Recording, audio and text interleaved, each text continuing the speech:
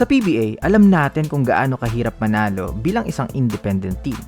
2016 is the last time na nag-champion ang Rain or Shine. And in fact, last time rin na parehong independent team ang naglaban sa finals with Alaska Aces. Then na yun, pumasok sa liga, bagong commissioner, nagkaroon ng different system, started with the Stan Hardinger trade that ruined the league and naging formula na siya. So ngayon is gumagawa ulit ng ingay ang Elasto Painter sa liga. And they are doing it the hard way, literally. No unfair trades, just pure investment, and players also love playing for this team kasi yung opportunity na makukuha nila, unlike kapag nag-super team ka nga pero ilang years ka lang sa liga, you can do the math na mas marami ka pa rin makukuha if you played longer kahit right salary lang. Sayang lang kasi hanggang Philippine Cup lang si Gabe Norwood, pero ang natitirang veterano ay si Bo Belga. The rest will be the magic of Coach Yeng Guiao. So, paano niya to binild? Dumako tayo sa Season 46 PBA Draft. So, after ng bubble, pang 8 lang sila sa natapos and then landing them the 5th overall pick. Medyo nabawasan pa ng choices kasi nagkaroon ng 4 na special drafts na Jordan Heading, Will Navarro. Pero, na-land nila si Leonard Santillan na maganda yung pinakita sa UAAP. Sa second round, meron silang 3 picks. They go for the talent muna na available with Franca Johnson pero hindi nga ito nagtagal sa kanila. So, hindi aligned sa system. Parang ganun yun nangyari. So, yung mga trade nila before is nagkaroon sila ng 22nd at 23rd pick. Naging si Anton Asistio yung kasama na second round pick ni Mark Borboran before nung kinuha ng Phoenix si Jeff Chan from Rain or Shine. Then, sa 23rd pick, naging Andre Karakut, yung Edda Kiwag. Mga di nyo akalain, diba, na worth it yung mga trades before. So, underwhelming yung performance nila that season, kaya sa kanila ulit ang 5th overall pick para sa season 47. And, kinuha nila si Gian Mamuyak na captain na nila ngayon.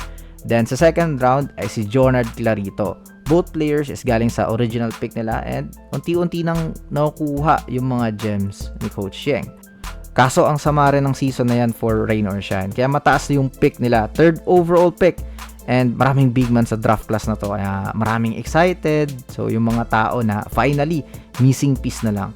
Then kung maalala nyo yung naging problem ni JV Mocon with Rain or Shine, yung post na I just want to play. Kasi hindi nga siya satisfied sa minuto sa Elasto Painter. So, trade siya ng franchise papuntang Phoenix Fuel Masters. Sobrang taas ng value niya that time. Nakuha ng Ross si Nick Demusis, Season 48 first round pick at Season 49 second round pick. Kaya ang nangyari, merong 3rd at 4th pick ang Rain or Shine for Season 48 at naging Luis Villegas at Keith Datu. Marami nagtataka bakit si Villegas kahit available si Lucero. Pero grabe talaga yung Villegas sa UE that time. And shooting big man eh. And kita naman natin ngayon na inantay talaga nila at worth it. Sa second round, Henry Galinato na trinade nila sa TNT. Pero may isa pang second round pick at 24th. Kabilang pa rin sa Edda Kiwag na trade. Kasi 3 second round yung nakuha nila doon. Angas no? At naging si Adrian Nocum. Grabe. Edda Kiwag mo, gawin nating Karakut at Nocum.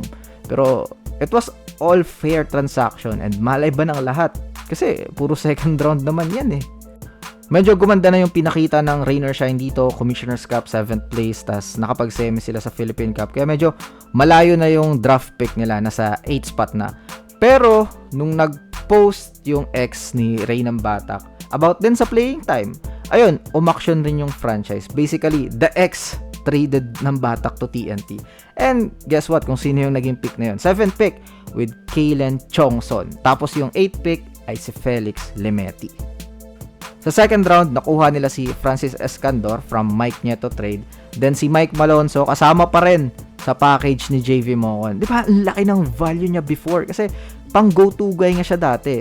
Kaya yung next pick nila, si Miggy Corteza, trade na lang sa Blackwater for a future pick. Kumbaga, yan na yung pieces. Buo na. Maglalaro na lang sila. Enough na yan for Coach Yeng.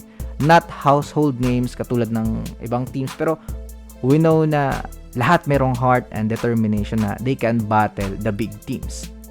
Ayun, puro semis, 3 conference. Kaya sa season 50 draft, ang layo na ng pick nila. 10th overall pick na. Pero alam nating kukuha pa rin to ng malupit. Coach Yeng pa, kahit malayo yan. Ayun, Christian Manaytay na puro gamit ngayon.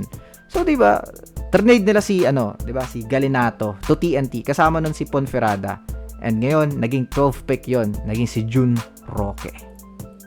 And ang last two pieces ng puzzle, ang second round pick nilang original ay si Deo Quahao.